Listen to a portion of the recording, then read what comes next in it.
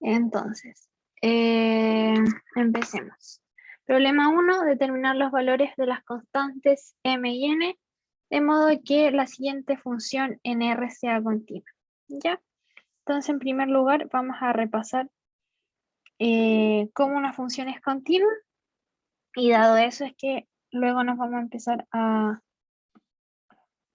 ver qué hacer en el ejercicio para que sea continua. Bueno, entonces tenemos una función por tramos. ¿Ya? Y la lógica es la siguiente. Entonces, tenemos que para que una función sea continua,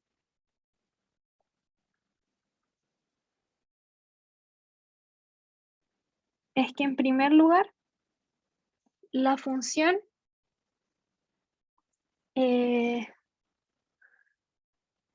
tenga valores, ¿cierto? Que existan para cualquier valor de la función, en todo su dominio. ¿Ya? Y lo que podemos ver nosotros es que esta función se indetermina en valores cuando el denominador se hace 0 para estas expresiones, que sería el caso de que x sea igual a 0, ¿cierto? Entonces, el punto aquí es el siguiente. En la primera expresión yo digo, ya, se indetermina en 0, pero el 0 no está incluido para esta expresión, por tanto no se indetermina. ¿Ya? En el segundo lugar, tenemos la función definida para el valor 0, ¿cierto? Que tiene un valor real, un valor que uno lo reemplaza y lo puede obtener, ¿cierto? Y en tercer lugar, eh, nos dan una expresión, ¿cierto? Que se indeterminaría en 0, pero tampoco está incluido el valor.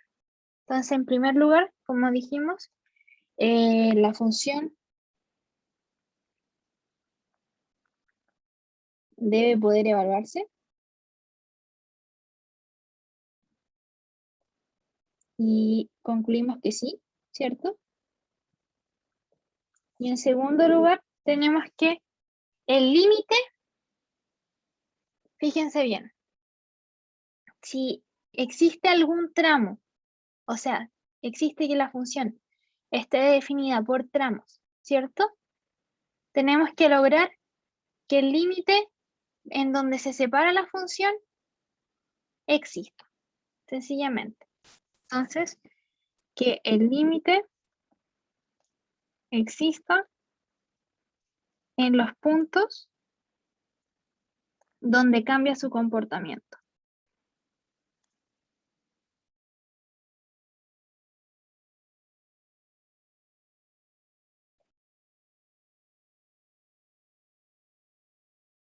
Ya, nosotros en este caso sabemos que el límite exista en los puntos donde cambia su comportamiento. En resumidas cuentas, aquí sería que tengamos f de x, ¿cierto? En 0, que eso es igual a, nosotros reemplazamos, sea igual a n por 0 más 5, que eso es igual a 5, ¿cierto? Y que el límite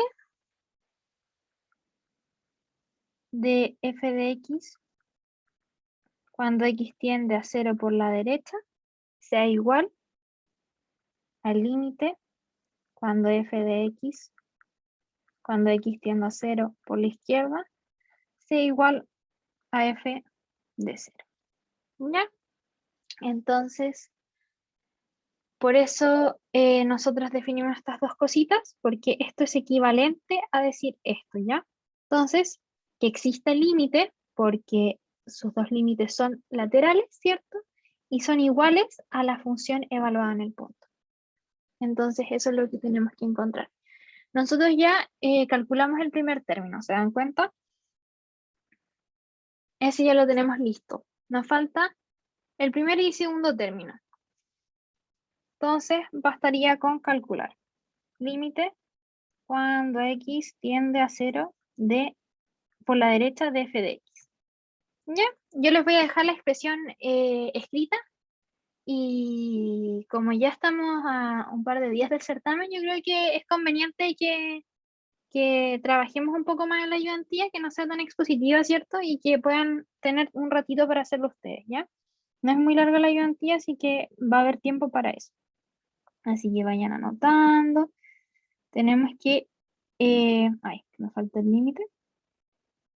Esto igual al límite, ¿cierto? Estamos tomando los valores por la derecha, ¿ya? Cuando x tiende a 0 por la derecha, de m por raíz de 4x cuadrado más x al cubo partido x. Ya los voy a dejar un ratito. Les dejo ahí la expresión para que vayan calculando. Eh, unos 5 minutitos y vemos qué tal. Ya, me pueden hacer preguntitas por el chat.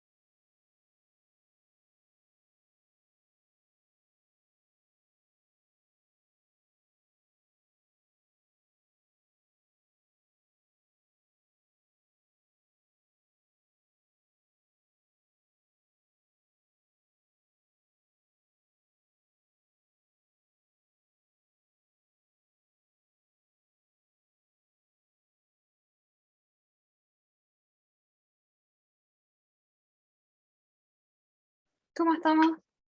Aquí llegaron.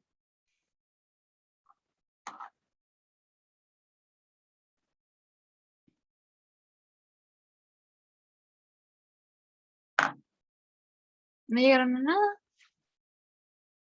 Lo hacemos rapidito. Y Estoy me dicen si es terminando. que... Ya. Vayan terminando. Yo voy a desarrollarlo un poquito. Pero si nos damos cuenta, podemos meterla aquí dentro de la raíz, ¿cierto? Y esto sale rapidito. Límite cuando x tiende a 0 por la derecha. De m por raíz de 4. Si se mete la raíz queda como un x cuadrado, ¿cierto? Entonces x cuadrado dividido x cuadrado es 1. Más x cubo dividido x cuadrado, eso es x. Y tenemos límite cuando x tiende a 0 positivo de m por 4 más x, y eso lo podemos llegar y reemplazar. Nos queda entonces igual a raíz m raíz de 4, que eso es igual a 2m. Bien, entonces nos damos cuenta que nos queda con una constante, pero nosotros sabemos que el límite de la derecha tiene que ser 1 igual al límite de la izquierda y a la función evaluada en el punto, ¿cierto? Y nosotros tenemos como información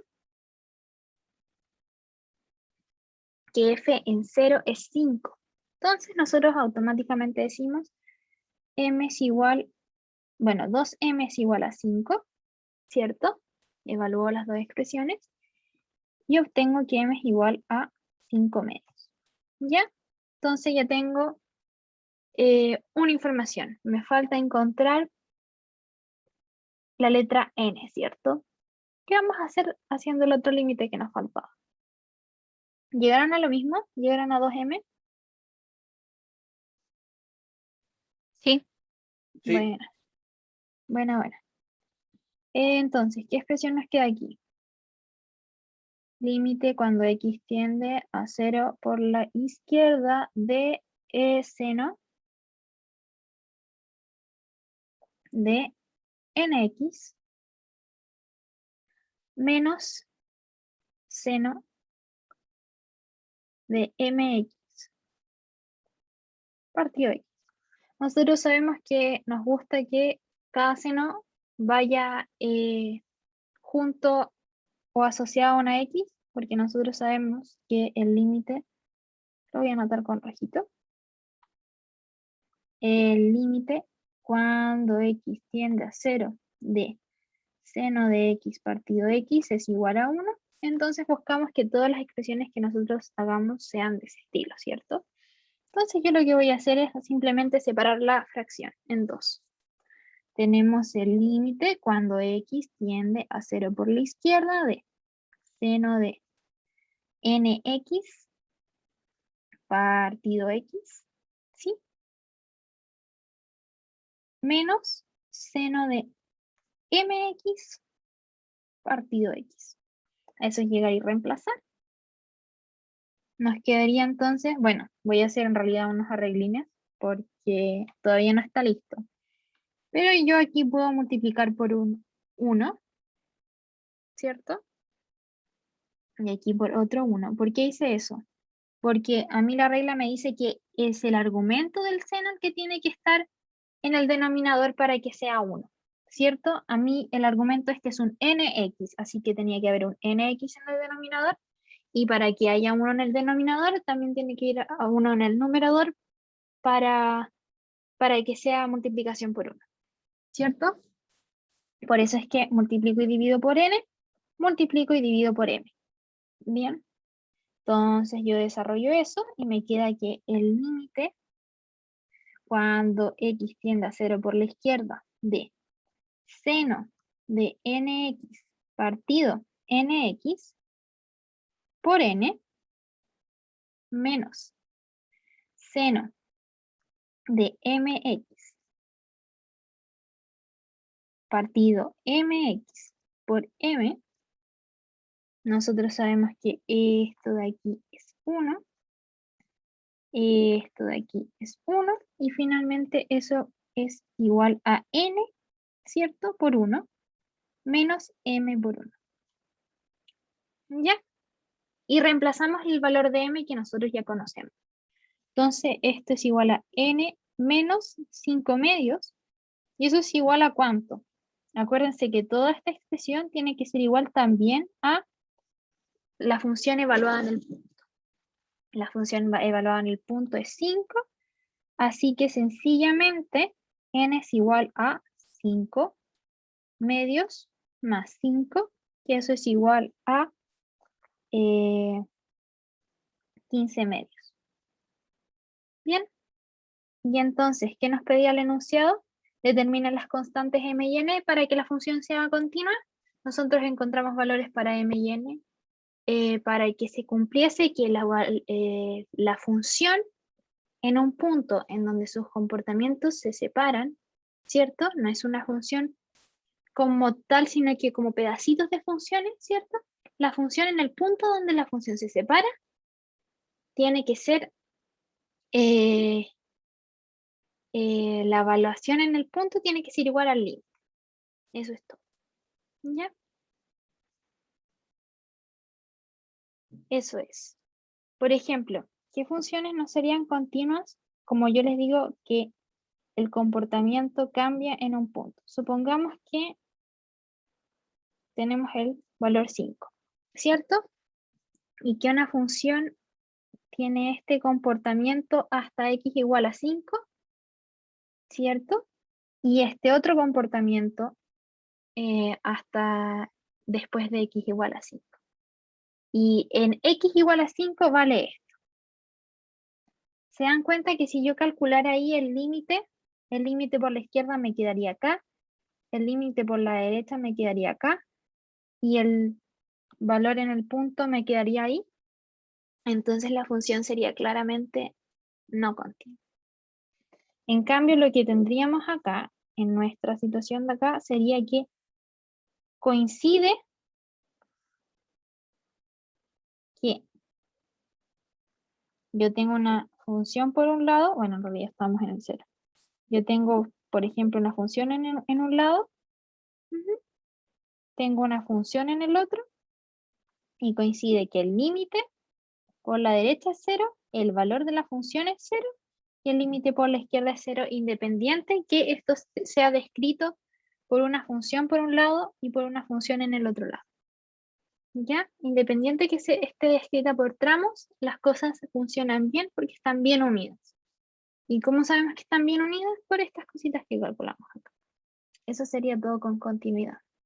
¿Dudas, chicos?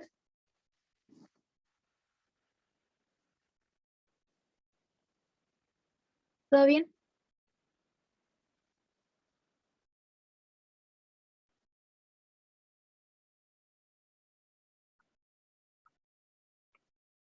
Ya voy a hacer el 2. Entonces, llegamos a lo mismo, esto es parecido a la ayudantiva pasada. Ya no nos piden calcular, nos piden probar. Eso quiere decir que no es necesario que yo obtenga un valor, sino que demuestre que existen las herramientas para saber que ese valor existe.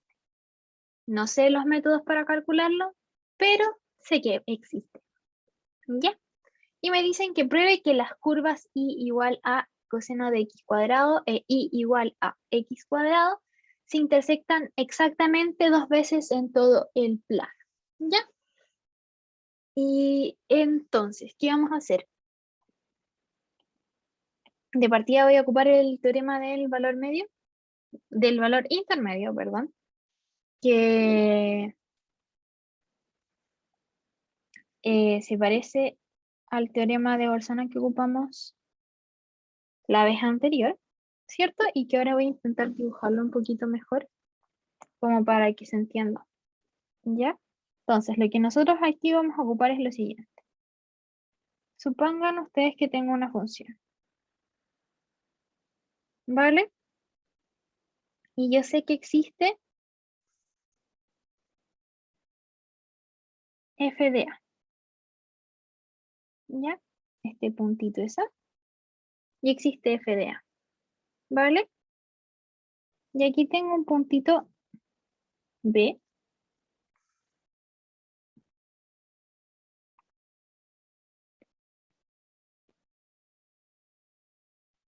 y un f de B. Yo sé que f de A es mayor que f de B. ¿Vale? Del teorema del valor intermedio lo que me dice es lo siguiente. Yo puedo encontrar en todo el intervalo, ya fíjense, en todo el intervalo entre A y B, valores en donde la función tome, escuchen bien, en donde la función tome valores en el recorrido, ¿cierto? En todo el rango del intervalo, ¿ya? Entonces, si yo acá hago un f de A, o sea, f de B, f de A, ¿cierto? Ese es un intervalo, ¿ya? Estamos hablando de esto de aquí. Yo, independiente de cualquier valor que escoja en ese intervalo, la función va a tener quizás 1, quizás 2, pero va a tener una imagen. Va a tener un valor. ¿Se dan cuenta? Y así para cualquier punto del intervalo. ¿Ya? Si es una función continua, yo puedo asumir que existe ese valor de la función. ¿Ya? Eso es lo que estamos nosotros hablando con el teorema del valor intermedio. ¿Qué existen? Entonces, valores intermedios entre dos funciones, o sea, entre dos valores de la función. ¿Ya? Eso es básicamente. ¿Y qué podemos decir con esto? Entonces voy a repetir un poco la idea que les dije. El teorema está construido para que nosotros lo hagamos con una función. ¿Bien? Entonces, a nosotros nos piden la intersección de dos cosas, pero nosotros esa intersección la podemos expresar como una función. ¿Por qué? Porque fíjense, cuando yo tengo una intersección, yo tengo una igualdad, ¿cierto? La intersección se da cuando una cosa es igual a otra. ¿Ya? Entonces, si esa es la igualdad que se tiene que cumplir cuando yo estoy buscando una intersección,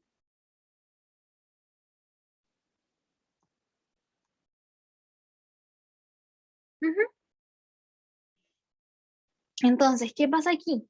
Yo, si resto coseno cuadrado, eso va a ser igual a 0. Entonces, yo puedo decir que f de x es igual a x cuadrado menos coseno de x cuadrado. Bien, y cuando f de x se haga 0, entonces hay una intersección.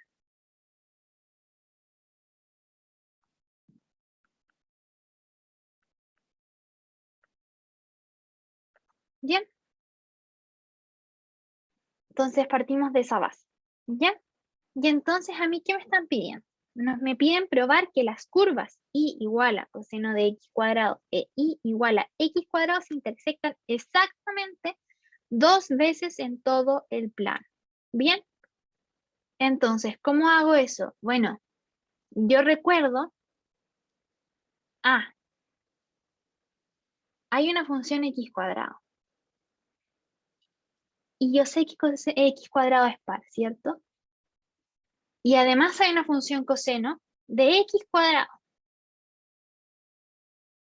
Hay un x cuadrado dentro, también puede que sea par, ¿cierto? Puedo probarlo, yo ya aprendí cómo probar esas cosas. ¿Qué pasa si es par? Entonces, nosotros sabemos que una función par es simétrica con respecto al eje y. Por ejemplo, la función x cuadrado es simétrica. Entonces, supongan ustedes una función simétrica así.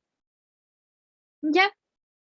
Yo sé que si es par, interseca 2 veces el lado positivo de las X, va a intersecar 2 veces en el lado negativo de las X. Entonces es útil saber si esta función es par. ¿Por qué? Porque entonces yo puedo estudiar solamente un lado de la expresión y puedo asumir automáticamente que pasa lo mismo hacia el otro lado de la expresión, hacia el otro lado de los ejes.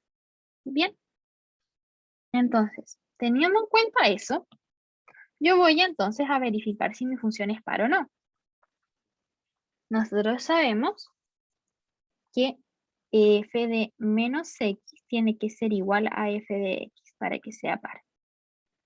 Reemplazamos, tenemos que menos x al cuadrado menos coseno de menos x al cuadrado, eso es igual a, eso es x cuadrado menos coseno de x cuadrado.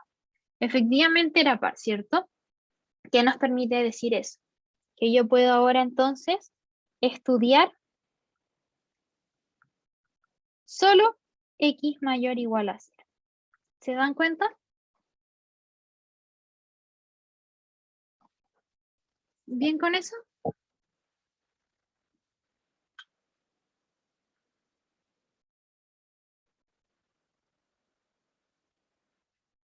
Ya. Entonces, sabiendo que x es mayor o igual a 0, fíjense en lo siguiente. ¿Ya? Vamos a definir los dominios de estas cosas para poder entender qué está pasando con la función. Porque es una función que yo no conozco. ¿Bien? Pero sí puedo saber un par de propiedades. Yo de partida sé, como dato, que coseno está entre menos 1 y 1. Pero como acá el argumento es positivo siempre, se dan cuenta de que es x cuadrado, y yo sé que el coseno de x, fíjense aquí en el circulito,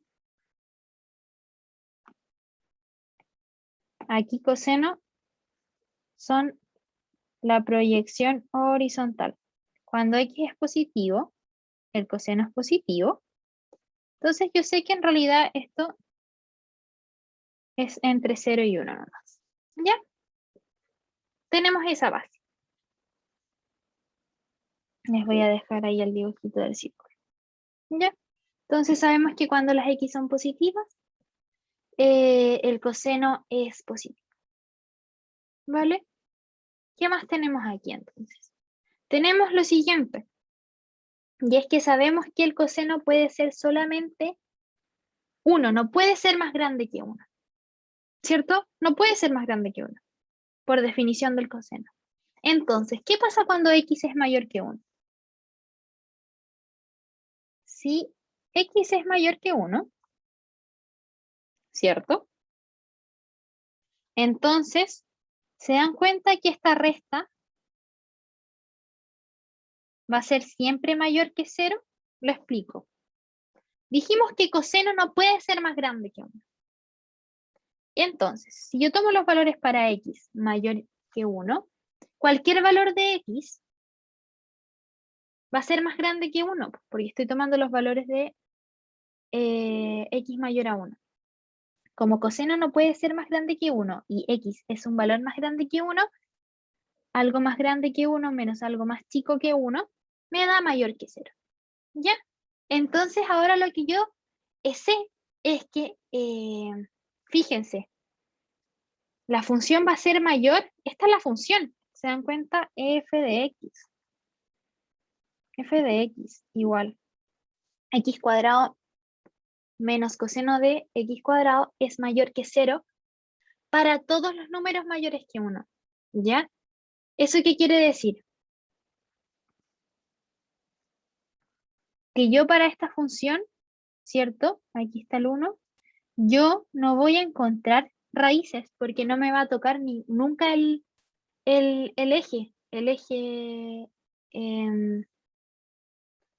X, porque ahí nunca va a ser 0. ¿Se dan cuenta? Para cualquier valor entre 1 e infinito, la función no va a poder ser 0 porque ya descubrimos que ese valor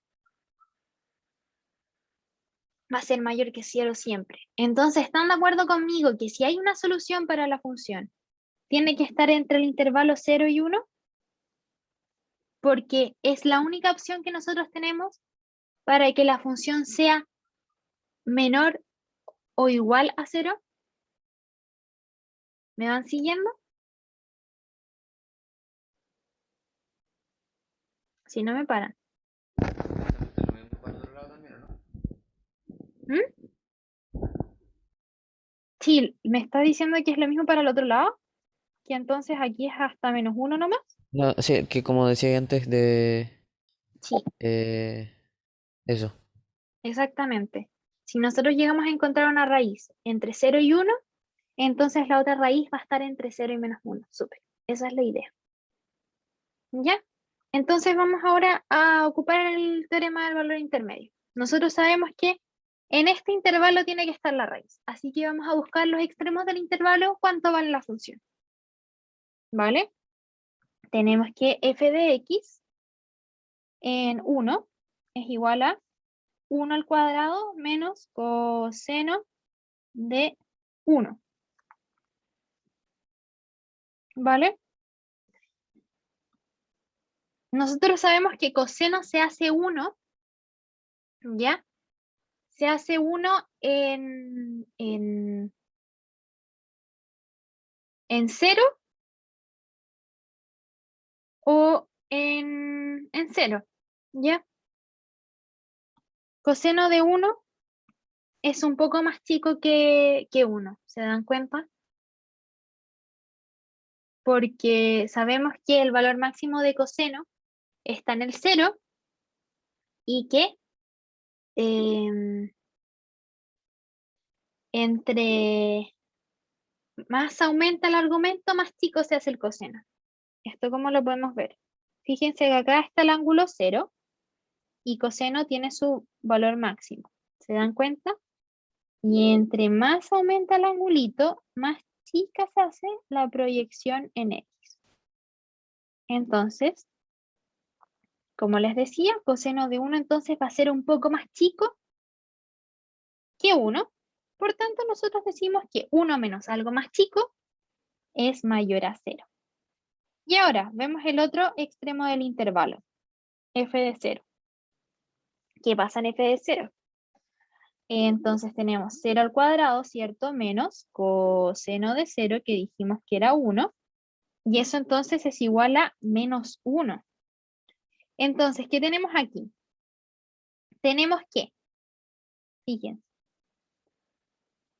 voy a dibujarlo aquí mismo. Tenemos que para f en 1, aquí, el valor es mayor a 0. Ujú.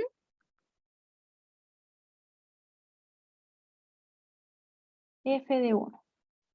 Puede ser cualquier valor mayor a 0, pero mayor a 0. En f de 0, -1. F de 0. Entonces se cumple esto para que nosotros ocupemos el teorema del valor intermedio, perdón, que yo tengo una cota superior para mi intervalo, una cota inferior para mi intervalo y unas funciones continuas, porque nosotros sabemos que x cuadrado es una función continua, no se indetermina, y coseno tampoco se indetermina, ¿cierto? Entonces nosotros sabemos que con esa información, que la función es continua y que tenemos un intervalo con cota inferior y superior, todos los valores intermedios van a existir, van a tener un valor en la función. ¿Ya? Es como si yo trazara una recta, una de esas rectas, ¿cierto? Sea la que yo trace aquí. Y entonces yo aquí aseguro, obteniendo esta información, que va a haber una recta que dé con el valor de la función en 0. Por tanto, yo puedo decir que entonces va a tener una intersección con X. ¿Se dan cuenta? Y ahora, ¿cómo aseguro yo que sea una intersección y no dos? ¿Se les ocurre? Porque yo dije ya. El teorema del valor intermedio me asegura que va a haber, pero no cuántas. ¿Se dan cuenta? Si yo les dibujé acá esta función, por lo mismo, porque yo tengo un punto y acá tengo otro punto, entonces a mí me asegura que va a haber una cantidad no determinada de valores intermedios, ¿ya? Entonces, lo mejor que yo puedo inventar para que yo asegurarme de que solamente un valor es que la función sea creciente, porque nosotros sabemos que si una función es creciente, ¿cierto? Entonces, cada valor, de hecho lo demostramos en una ayudantía, cada valor va a ser más grande que el otro y no se pueden repetir, ¿cierto? Entonces, si la función es creciente, nosotros podemos decir que existe una pura solución en el lado de las x positivas.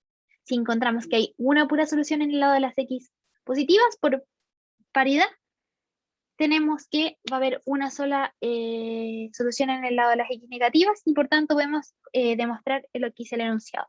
¿Y cómo demostramos que esto es creciente? Bueno, nosotros sabemos que, vayámonos a la función de nuevo. Voy a anotarla de nuevo. Entonces, tenemos que la función es x cuadrado menos coseno de x cuadrado. Tenemos que, bueno, nosotros podemos hacer álgebra de funciones crecientes, ¿ya? Si yo sumo o resto funciones crecientes, va a seguir siendo creciente. Entonces, nosotros tenemos que determinar, por un lado, que x cuadrado sea creciente, y por otro, que menos coseno de x cuadrado sea creciente. Pero esto puede ser sencillamente con palabras, ¿ya? No tiene por qué ser un análisis más detallado. Pero fíjense que nosotros sabemos que x cuadrado es creciente. Sí, podemos hacer la gráfica si les quedan dudas, pero a mayor x, mayor es el, ¿cierto? Creciente. Y menos coseno de x cuadrado, ¿será creciente? Vamos a analizarlo. Yo les dije que a medida que aumentaba el ángulo, ¿cierto? Más chiquitita era la proyección que se generaba en X. ¿Se dan cuenta? Entre más grande el ángulo, y acuérdense que el ángulo es el argumento de coseno, más chiquitita la proyección. ¿Eso qué quiere decir? Quiere decir que en realidad es decreciente coseno. ¿Se dan cuenta? Pero si coseno es decreciente, menos coseno es creciente. ¿Se dan cuenta? Entonces, acuérdense que estamos hablando en el intervalo 0,1, porque estamos claros que si nos salimos de ese intervalo, el coseno es una función oscilante, ¿ya? Se agrandan esas chicas, agrandando esas chicas. Entonces, en el intervalo 0,1 nosotros estamos seguros que eso funciona, ¿bien? Entonces podemos decir que como coseno es decreciente, menos coseno es creciente. Y entonces, ese lo chequeamos también. Y finalmente decimos, queda demostrado, ¿cierto? Les hago una recopilación de las cosas que dijimos. Entonces dijimos que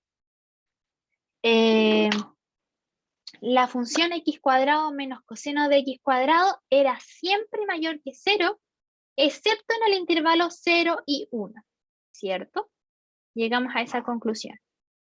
Entonces, la única forma de encontrar una solución para una intersección con el eje era en el intervalo 0 y 1, y porque es par entre el 0 y el menos 1.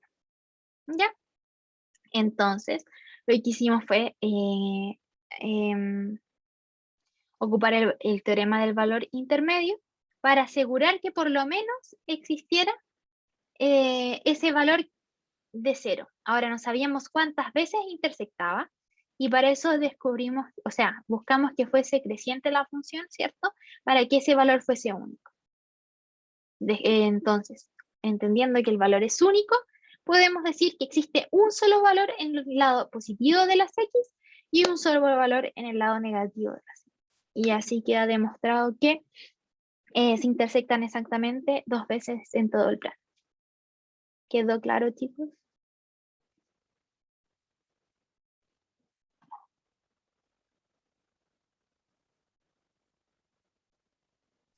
Se podría haber hecho con Bolzano. Sí, se pudo haber hecho con Bolzano también. Pero ¿te acuerdas que en Bolzano tenemos como el detalle que tiene que ser uno positivo y uno negativo? Sí. La única diferencia es que el teorema del valor intermedio te permite hacerlo para cualquier valor de f de A y f de B. ¿Sí? Ah, ya. Sí, eso es. Ya, chicos. ¿Seguimos con el 3? Quiero que este también lo hagan ustedes. Denle nada más. Les voy a dejar sugerido un cambio de variable, ¿ya? Para que se les haga más fácil.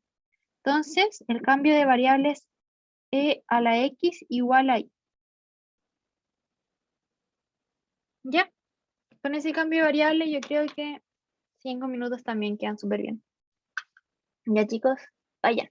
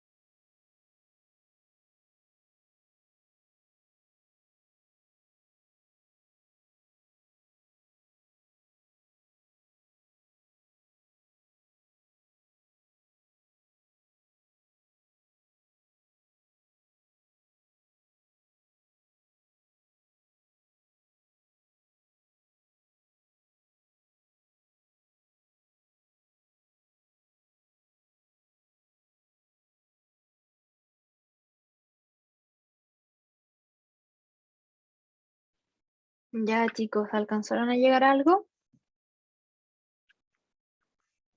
Sí, Cuéntenme. ¿A qué, po? me dio logaritmo natural de 3 ¿Ya? y 0. Ya, súper. ¿Está bien, po? Estaban preparadísimos. Hagámoslo rapidito para confirmar los pasos que hicieron, pero tenían que llegar a eso, ¿ya? Entonces, hacemos el cambio de variable que les propuse y tenemos que y, ¿cierto? Más 3 partido i es igual a 4. Pase multiplicando el 2, ¿vale? Multiplicamos por i cuadrado más 3 menos 4i es igual a 0. Reordeno esto para que tenga la apariencia de cuadrática. Tenemos que esto en realidad es i menos 3 y menos 1, ¿cierto? Y aquí lo que hicieron ustedes es decir, ya, esto es igual a 0 cuando i es igual a 3 y cuando i es igual a 1. Entonces resolvieron dos ecuaciones, me imagino. Dijeron, pero i era igual a elevado a x, es igual a 3. Yo sé que puedo aplicar logaritmo natural para sacar la x, entonces digo logaritmo natural de e elevado a x es igual a logaritmo natural de 3. Por tanto, x es igual a logaritmo natural de 3. Y por el otro lado, ¿cierto? Logaritmo natural, perdón, me adelanté, elevado a x igual a 1. Logaritmo natural de elevado a x es igual a 0, porque el logaritmo natural de 1 es igual a 0. Y entonces x es igual a 0. Listo el ejercicio. ¿Sí? ¿Hacemos el último? ¿O quedan dudas de este? ¿Todo? Ya.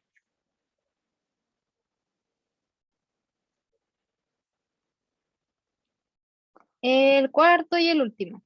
Nos piden, bueno, este es un problema de geometría, ¿ya? Nos dicen, cuando dos burbujas se unen entre sí en el aire, su superficie común es parte de una esfera cuyo centro D está en la línea que pasa por los centros de las burbujas, como muestra la figura. También los ángulos ACB y ACD miden 60 cada uno de ellos. Y te piden demostrar que el radio de la cara común está dado por R igual a AB partido A menos B. Ya, pues, ¿qué hacemos aquí? De partida voy a explicar un poco qué diablo acabamos de leer. Y es lo siguiente. Aquí en realidad lo que te están diciendo es que, claro, aquí hay una esferita. Esta es la esfera, como que están diciendo, la intersección. ¿Ya? Y la geometría de esa esfera, entre la esfera de radio R, que describe la intersección entre las dos burbujitas, y las distancias entre la intersección y los centros de las burbujitas, lo podemos traducir todo básicamente a esta serie de triángulos que nos presentan aquí, en donde ya tenemos un primer triángulo, lo dibujé más grandecito, BCA, un segundo triángulo ACD, ¿cierto? Y podemos ver el conjunto de los dos triángulos como un gran triángulo BCD. Bien, y además nos dan información de ángulos, ¿se fijan? ACB y ACD miden 60. ¿Cuáles son esos? ACB. ACB. 60. ¿Se dan cuenta? Y ACD. ACD. 60. ¿Ya? Y nos dan otras informaciones. Esto es R, esto es A y esto es B. ¿Cuál es nuestra pega aquí? De partida completar el resto de informaciones. ¿Se dan cuenta? ¿Qué podemos rellenar aquí? Bueno, Vamos a poner, por ejemplo, porque nosotros sabemos que para poder rellenar un triángulo tenemos que tener por lo menos dos ángulos. No tenemos dos ángulos, así que lo que voy a hacer yo es llamar a este teta. ¿Ya? La gracia de llamar a ese teta es que todos los demás ángulos van a quedar en función de teta. ¿Ya? Y el tema es que yo voy a jugar con la geometría para luego simplificar ese teta y nadie se entera. Pero le tenemos que llamar teta para hacer la suma y la resta de los ángulos. Y ya sé que están pensando, ¿por qué ese teta y por qué no este teta? Puede ser ese teta, pero yo ahora lo voy a poner ahí. La idea es que hagan el ejercicio con el teta en el otro lado y pueden llegar a lo mismo, ¿ya? Esa es la gracia.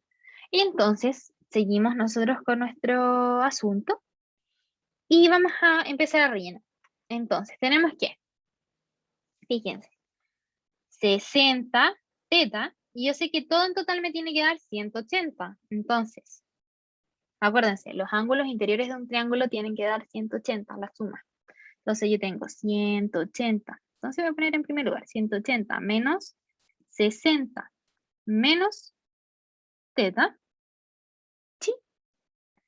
Eso es igual a 120 menos teta. ¿Están de acuerdo?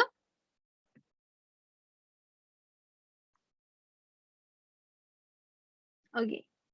¿Qué tenemos aquí? Entonces, si esto es teta, complementamos, ¿cierto? El ángulo extendido tiene que dar, no, o sea,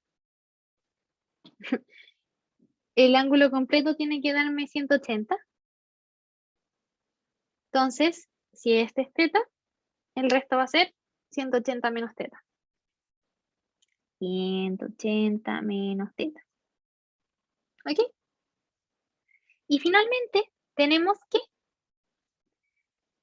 si esto es 180 menos teta y esto es 60, tenemos que, como hay un segundo triángulo ahí, tendríamos que el último angulito que nos falta es 180 menos 60 menos 180 menos teta. ¿Están de acuerdo? Ahí tendríamos, se nos van los 180 y me quedan, ahí me equivoqué porque era menos 180 menos teta. Ahí va un paréntesis y ahí me queda menos 180 y más teta. Entonces finalmente me queda teta menos 60. ¿Ya? Y ahora, si se dan cuenta, tengo angulitos, ¿ya? Que resultan mejor transformar en cosas más sencillas, porque fíjense, volvimos a los círculos, pero es que los círculos son lo mejor de la vida. Y es que ya, yo tengo menos teta, ¿cierto? Acuérdense que los ángulos negativos nosotros los contamos en sentido horario. Eso es menos teta, ¿vale? 180 menos teta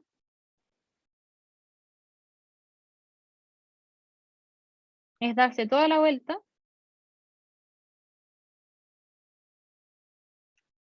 ¿Qué ángulo es ese? O bien, fíjense, más interesante aún. ¿Se acuerdan de que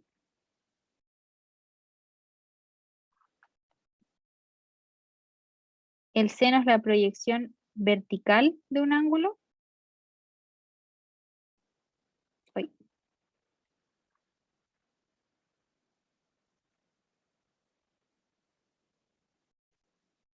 Si esto es teta, se dan cuenta que el seno de 180 menos teta es igual al seno de teta. Voy a desarrollar un poquito más la idea. Yo sé que este ángulo es equivalente a este ángulo y que el seno del ángulo es igual al seno de teta. El coseno no, porque aquí el coseno es positivo y acá el coseno es negativo. Pero los senos ambos son positivos y tienen la misma magnitud. Entonces esta equivalencia es correcta. ¿Ya? tenemos entonces del primer datito? Ese. Segundo datito. Seno de 120. ¿Cuánto es seno de 120?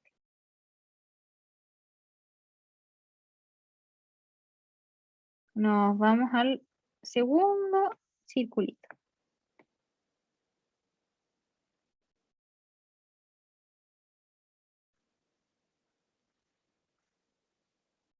¿Cuánto es 120? A ver, 120 es igual a 90. No, 60 más 60.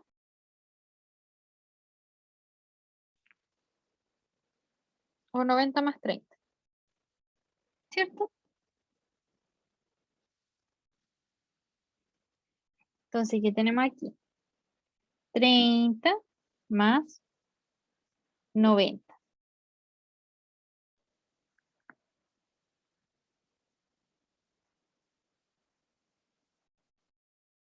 Entonces yo sé que, por ejemplo, esto es 60 y esto es 30. Ujú. Está bien, ¿cierto? Entonces, ¿qué tenemos aquí? Que el seno de 120 es igual a ¿cuánto? Es igual a seno de 60. ¿Por qué? Porque nosotros sabemos que el seno de un ángulo más 90 es el coseno del ángulo. Pero sabemos además que el seno de 60 es igual al coseno de 30 y el coseno de 30 es igual al seno de 60. Entonces, sí, el seno de 30 más 90 es igual a coseno de 90 y coseno de 60.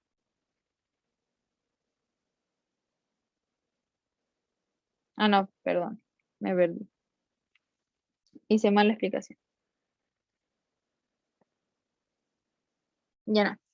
Es igual a coseno de 30 y coseno de 30 es igual a seno de 60, entonces seno de 30 más 90 igual a seno de 60. Y entonces seno de 120 igual a seno de 60. ¿Ya? Entonces, teniendo esa información, nosotros vamos a hacer unos cambios.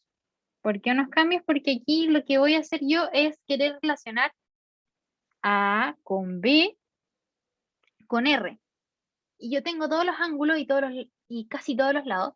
Entonces, lo que yo voy a hacer es ocupar el teorema del seno para todos los triángulos. Y de ahí saco mis ecuaciones y resuelvo el asunto. ¿Ya? Y además aprovechando que simplifique algunas expresiones. Entonces, vamos a plantear todo el asunto. Voy a volver a copiar el triangulito.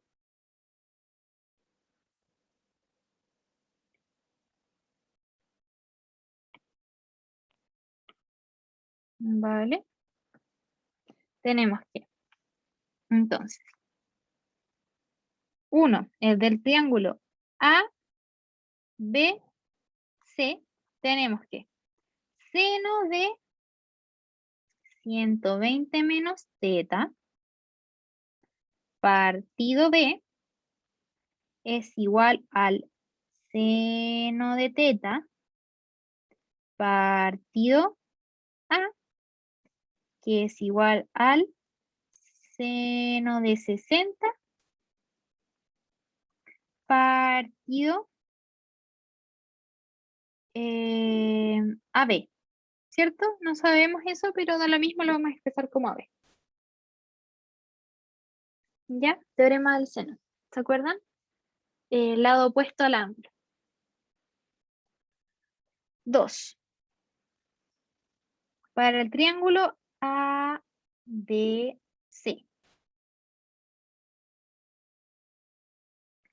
Seno de, dijimos que 180 menos teta era igual al seno de teta. Así que seno de teta Partido ¿cuánto? Este es el lado opuesto, R, es igual a seno de teta menos 60 partido B es igual a seno de 60 partido AD. Y tenemos un último triángulo. El triángulo más grande que sería el BD, al revés, BD.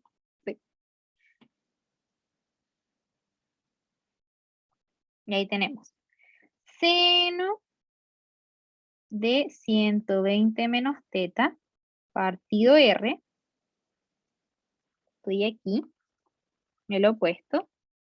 El opuesto de este, a ver, es igual al seno de teta menos 60 partido, ¿qué ahorita es? Estamos bien todavía a la hora. A. Y esto es igual a seno de 120, pero seno de 120 dijimos que era igual a seno de 60. Seno de 60 partido AB más AD. Y ahora lo que voy a hacer va a ser pintar las expresiones que tienen los mismos senos, ¿ya? Entonces, este tiene seno de teta, este tiene seno de teta. Este tiene seno de 60, seno de 60. Seno de 60. Seno de 160, de teta menos 60, seno de teta menos 60. Y lo último. Ahí tenemos todas las parejas. ¿Qué me piden? Demostrar que, uy, ¿dónde quedó mi imagen? Ahí está. Que R es igual a AB partido A menos B, ¿cierto? Entonces yo lo que voy a hacer es primero, de una de las ecuaciones voy a despejar R. Cualquiera. Yo voy a ocupar esto. Entonces tengo que R es igual a. Lo voy a escribir completo para que no se me pierda. Seno de teta partido R es igual a seno de teta menos 60 partido B. ¿Ya? Eso quiere decir que R es igual a seno de teta partido seno de teta menos 60 por B.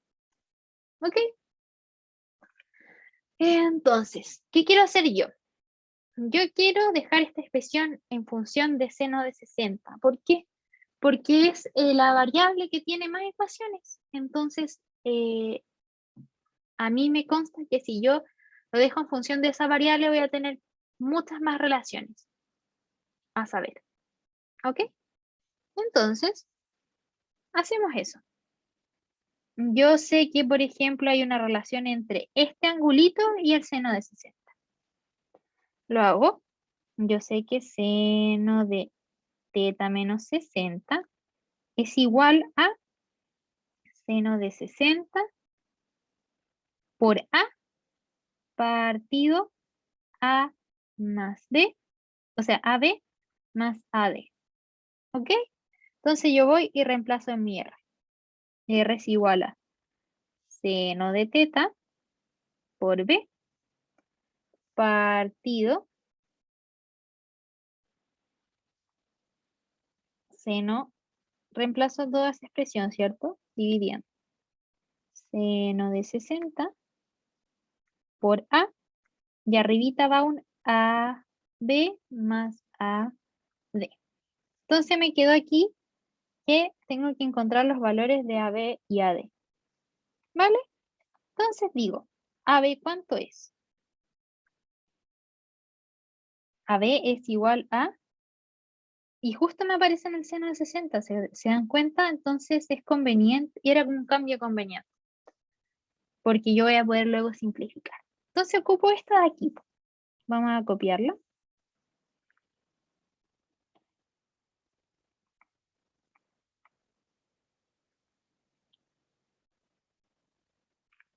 ¿Ya?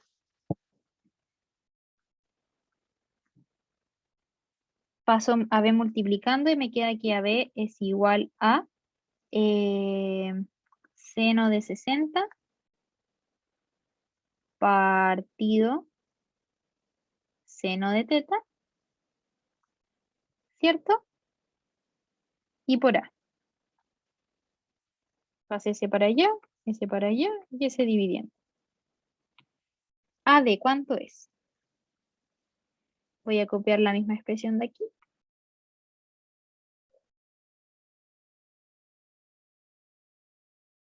Incluso voy a no ocupar esta y me la voy a saltar y voy a ocupar directamente esta porque yo no quiero volver a ocupar esa expresión. ¿Se fijan que yo hice el cambio para no volver a ocuparla?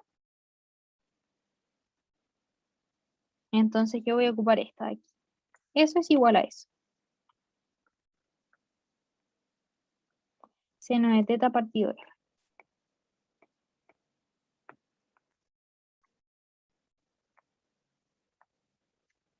Ya. Entonces tenemos que AD es igual a seno de 60 partido seno de teta por R. ¿Está bien o no?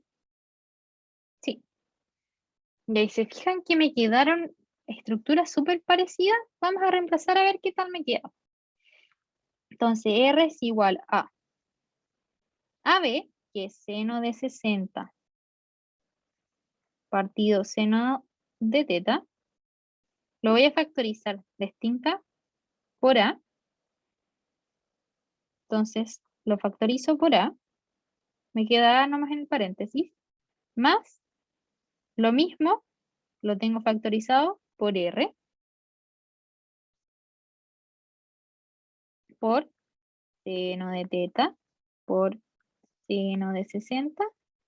Por B partido A. Simplifico. Y me queda que R es igual a A más R por B partido A. Sigo con que paso la multiplicando.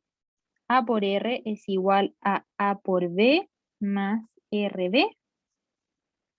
Paso el término con R restando y me queda AR menos RB igual a AB.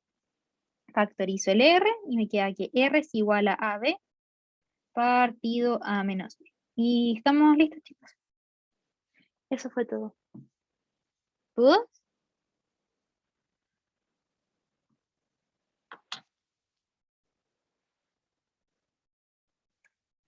¿No? ¿Todo bien?